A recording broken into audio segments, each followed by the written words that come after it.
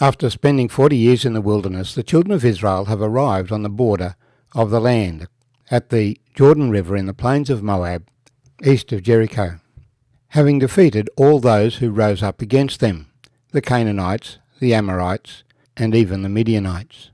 Now the children of Reuben and the children of Gad had a very great multitude of livestock. And when they saw the land of Jazer and the land of Gilead, that indeed the region was a place for livestock, the children of Gad and the children of Reuben came and spoke to Moses, to Eleazar the priest, and to the leaders of the congregation, saying, Ataroth, Dibon, Jazer, Nimrah, Heshbon, El-Alah, Shebam, Nebo, and Behon, the country which the Lord defeated before the congregation of Israel, is a land for livestock, and your servants have livestock. Therefore they said, If we have found favour in your sight, let this land be given to your servants as a possession. Do not take us over the Jordan. And Moses said to the children of Gad and to the children of Reuben, Shall your brethren go to war while you sit here? Now why will you discourage the heart of the children of Israel from going over into the land which the Lord has given them? Thus your fathers did when I sent them away from Kadesh Barnea to see the land. For when they went up to the valley of Eshcol and saw the land, they discouraged the heart of the children of Israel, so that they did not go into the land which the Lord had given them. So the Lord's anger was roused on that day, and he swore an oath, saying, Surely none of the men who came from Egypt, from 20 years old and above, shall see the land of which I swore to Abraham, Isaac, and Jacob, because they have not wholly followed me, except Caleb the son of Jephunneh the Kenizzite, and Joshua the son of Nun. For they have wholly followed the Lord. So the Lord's anger was aroused against Israel, and he made them wander in the wilderness 40 years, until all that congregation that had done evil in the sight of the Lord was gone. And look, you have risen in your father's place, a brood of sinful men, to increase still more the fierce anger of the Lord against Israel.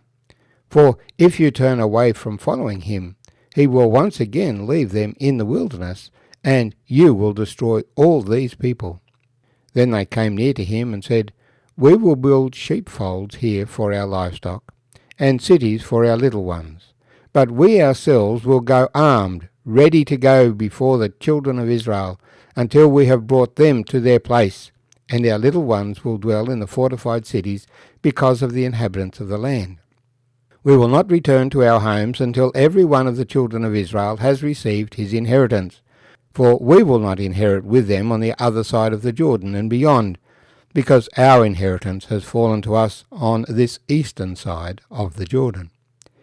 Then Moses said to them, If you do this thing, if you arm yourselves before the Lord for war, and all your armed men cross over the Jordan before the Lord, until he has driven out his enemies from before him, and the land is subdued before the Lord, then afterward you may return, and be blameless before the Lord and before Israel, and this land shall be your possession before the Lord. But if you do not do so, then take note you have sinned against the Lord, and be sure your sin will find you out. Build your cities for your little ones, and folds for your sheep, and do what has proceeded out of your mouth. And the children of Gad and the children of Reuben spoke to Moses, saying, Your servants will do as my Lord commands. Our little ones, our wives, our flocks, and all our livestock will be there in the cities of Gilead. But your servants will cross over, every man armed for war, before the Lord to battle, just as my Lord says.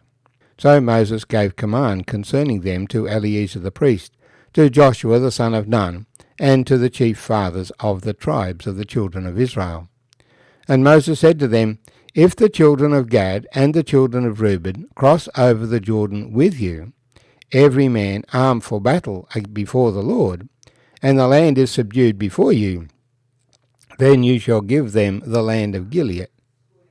Then you shall give them the land of Gilead as a possession. But if they do not cross over armed with you, they shall have possessions among you in the land of Canaan.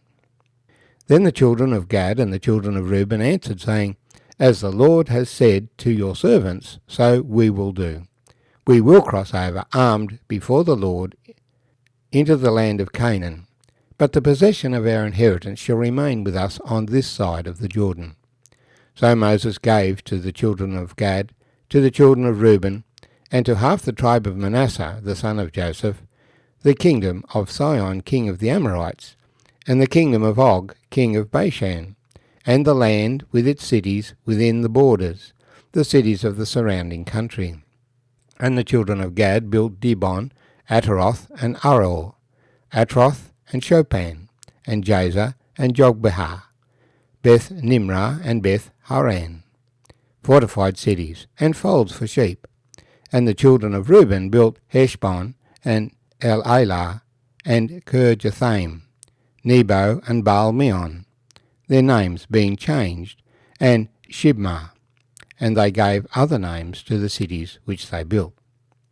And the children of Machir, the son of Manasseh, went to Gilead and took it, and dispossessed the Amorites who were there. So Moses gave Gilead to Machir the son of Manasseh, and he dwelt in it. Also Jair the son of Manasseh went and took its small towns, and called them Javoth Jair.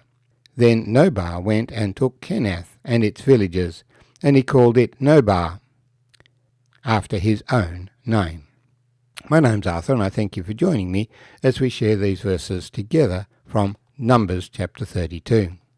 So as the children of Israel come into the plains of east of the Jordan, the tribes with most livestock see this as an ideal place for our livestock.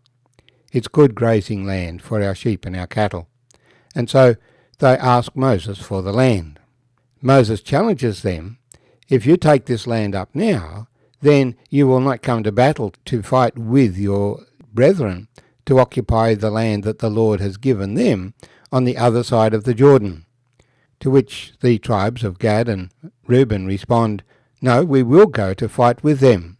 We will establish our families here, we'll put sheepfolds up, we'll fortify the cities, and we'll leave our families here, but our armies, every soldier, will go up with our brethren to fight until they have occupied their land.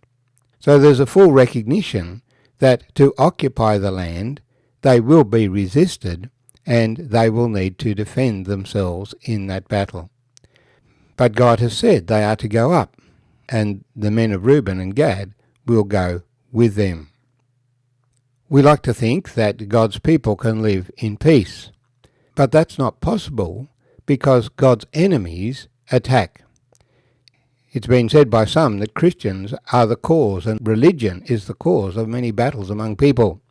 But the cause of battles is the pride of men's own heart and the resistance to God.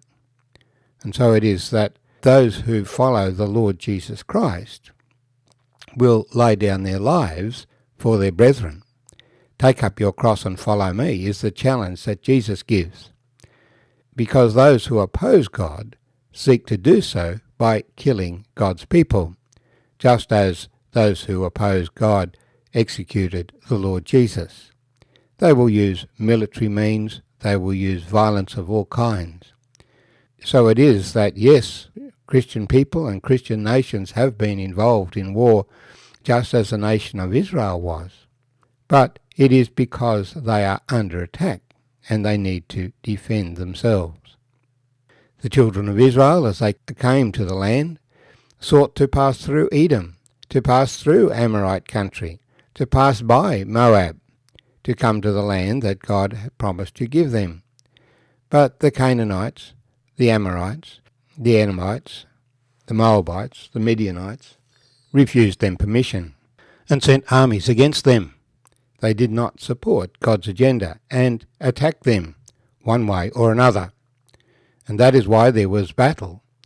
Those who attack God can never win. They will always be defeated. In particular battles, when the Lord's people are not walking in his ways, some will be killed.